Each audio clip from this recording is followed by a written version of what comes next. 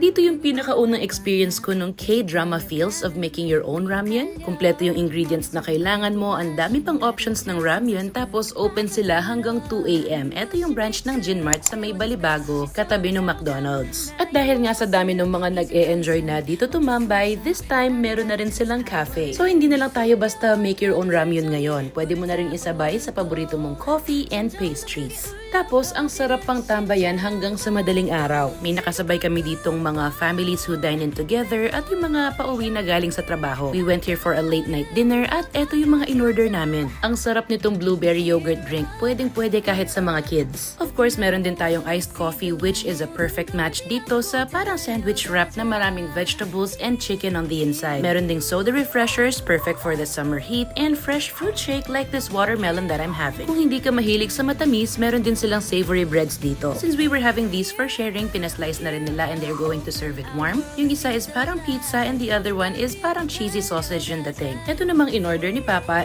custard yung laman sa loob. So yes, leche flan feels na mas light and less yung sweetness. Up next, we're having their cream puffs that you can avail per piece kung hindi mo type bilhin yung isang buong box. One major mistake for us ay huli naming in-order etong Java chip kasi in fairness, ang sarap pala. Kung alam ko lang, sana magmula kanina ito na yung iniinom ko.